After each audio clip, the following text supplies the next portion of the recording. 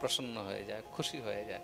সে তাকে যতই কিছু হোক না কেন, তার যদি 1 টাকাও দাম হয় তাও তাকে বুকে জড়িয়ে ধরে রাখবে। হ্যাঁ, আর যেটা প্রিয় নয় সেটা লাখ লাখ কোটি কোটি টাকার বস্তু হোক তাও তার প্রতি কোনো রুচি হবে না। তার জন্য মহাদেবকে যখন অর্পণ করবে তখন মহাদেবকে সেই বস্তুই অর্পণ করবে যেটা মহাদেবের প্রিয়। আরেকজন ভক্ত আজকে আমাকে জিজ্ঞাসা করছিল যে বাবা, আমরা ভোরবেলায় স্নান করে সেই ভিজা কাপড়ে নদী থেকে জল নিয়ে গিয়ে মহাদেবকে স্নান করাই, কত 5 কিলোমিটার 10 কিলোমিটার কে জানি আজকে জিজ্ঞাসা করছিল। হ্যাঁ, ভিজা কাপড়ে, হ্যাঁ মনে পড়েছে তো, জিজ্ঞাসা করেছিল যখন। ভিজা কাপড়ে মহাদেবকে আমরা স্নান করাতে পারি? ভিজা কাপড়ে কি মহাদেবকে স্নান করানো উচিত? খুব মন দিয়ে শুনবে। ভিজা কাপড়ে কখনো কোনো দেব দেবীকে পূজা করিতে নেই। দেব পূজার মধ্যে ভিজা কাপড় একদম নিষিদ্ধ বলা হয়েছে। খুব মন দিয়ে শুনবে। কি বললাম? দেব পূজাতে ভিজা কাপড় একদম নিষিদ্ধ।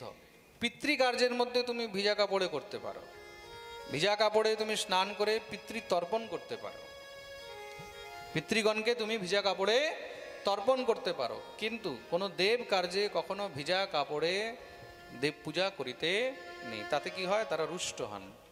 কি হয়? রুষ্ট হয়। সুতরাং কখনো ভিজা কাপড়ে গিয়ে কোনো দেবদেবীর পূজা করা উচিত নয়। স্নান করবে, স্নান করে একদম সুন্দরভাবে শরীরকে মুছবে, শরীরকে মুছে ধৌত বস্ত্র ধারণ করে তারপরে দেবদেবীর পূজা করা উচিত।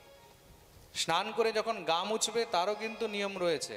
কোনো সময় ভিজা কাপড় দিয়ে গা মুছতে নেই।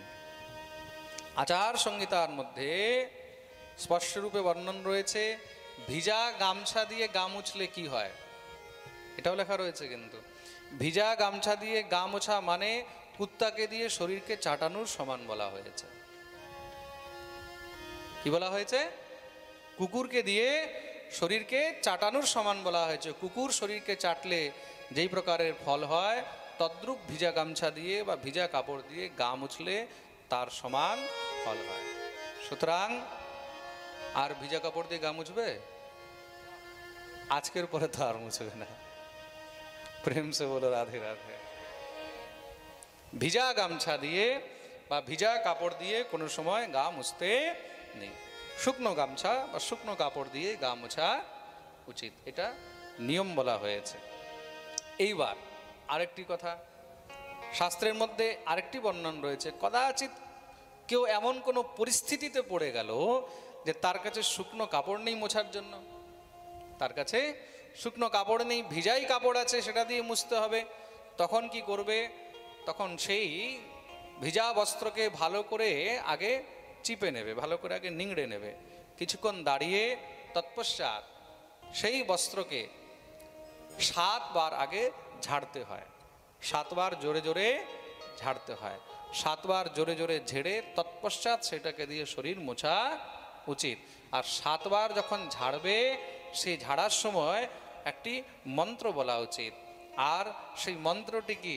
সেই মন্ত্রটি হলো ওং প্রজাপতয়ে নমঃ, ওং প্রজাপতয়ে নমঃ, ওং প্রজাপতয়ে নমঃ। এই প্রকার 7 বার সেই মন্ত্র বলে সেই গামছাকে ঝেড়ে তৎপশ্চাৎ শরীরকে মোছা উচিত। অন্যথা কখনো কোনো ভিজা বস্ত্র দিয়ে গা মুছতে নেই। প্রেম সে বলো রাধে রাধে।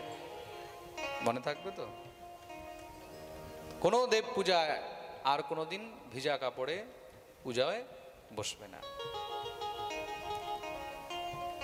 মহাদেবের মহারাজ দিব্য স্তুতি করেছেন সবাই।